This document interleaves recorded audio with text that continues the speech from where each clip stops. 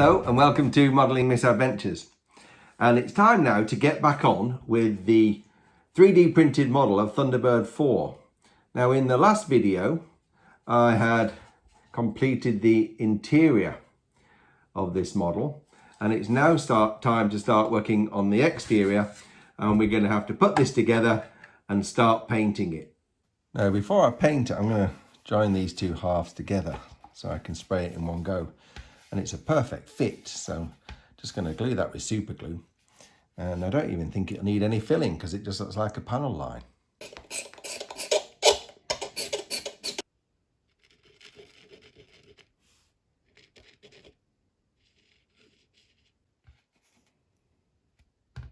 That looks good, doesn't it? Now to spray this, I'm going to use this fake canopy. Put that in there, seal it with a bit of masking tape, and that'll stop any paint from getting inside when I spray it. Well, that's the theory. So I've got it sprayed in white primer. Looks pretty good. And now it's time to turn it yellow. Now, colour matching is always a bit of a challenge with these Thunderbird models, and especially if you live in Australia, it can be quite difficult. I'm just going to go for this gloss sun yellow. And we'll see how it turns out. Well, it's certainly gone yellow, very yellow. And now I'm just going to work on the exterior details and the engines, so they need spraying as well. Well, I've got all the bits now for this Thunderbird 4. I just showed you this. This is the main body, but we've also got the front suspension arms for the light box, which is this here. That's going to need a bit of further painting. Got the engines here, so they're going to go on the back.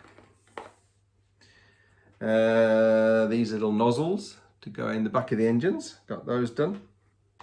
And also you'll notice that there are these gaps in here. I've pointed these out before. Now I've got these red plastic inserts and I can just slot those in there, and that's going to give me the red stripe rather than having to mask and paint it.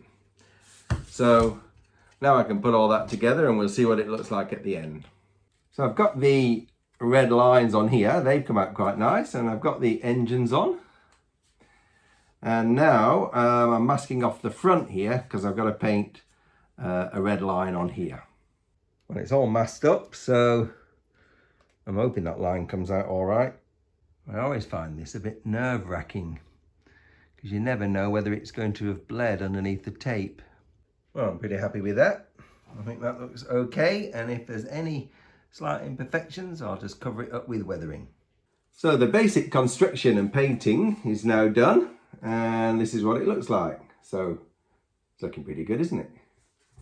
So at the back we've got the engine nozzles painted inside these exhaust ducts, and at the front we now have the light box and the instrument bay beneath, and I've also painted these vents as well. So the next thing on this is to make some lettering and put it on the side of here. And I'm going to do that with my Cricut machine. Well, here we have it. Those are vinyl letters that I've cut out with my Cricut machine. And I think they look great, don't they? So that's looking really good. The next stage is to do a little bit of weathering.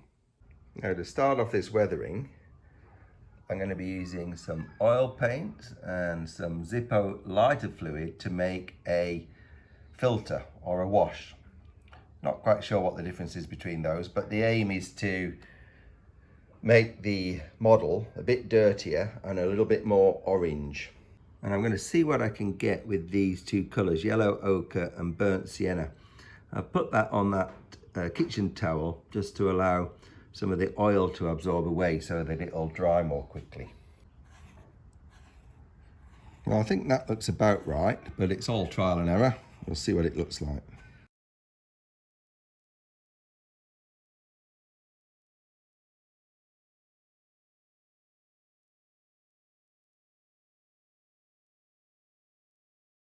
Well, that's after a couple of coats of the wash, and it's taken the shine off it. It's made it look a little bit more orangey, and it certainly made it look more dirty. So I'm pretty happy with that. Now I'm going to go and do some weathering with the pencil.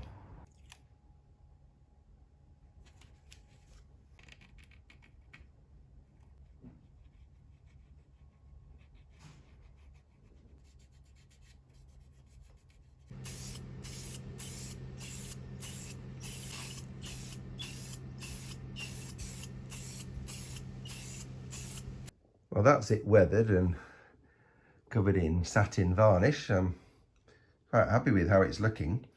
I'm not happy with this bit at the front. It fits on here, but it's very loose, and I think it was designed to be glued in, but I'd like it to move up and down, so I'm going to try and fasten it on with a little wire. So I've 3D printed this little guide. I'm going to put that in there and drill a hole, and then I'll drill a hole in here and put a little metal rod and see if that stiffens it all up.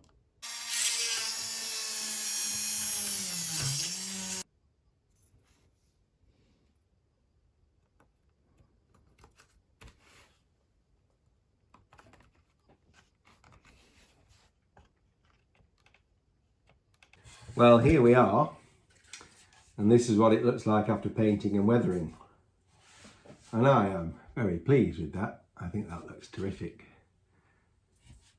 So weathering's a very personal thing. Some people will like it and others won't, but I'm actually pretty happy with how that's turned out. It's the look that I was going for. Now there's a couple of things left to do on this model. I've got to try and make a windscreen for the cockpit, and also I'm going to have to try and make a figure to sit inside. So that's what's coming next, but for now that's it for this video. I'll say goodbye and I'll see you next time on Modelling Misadventures.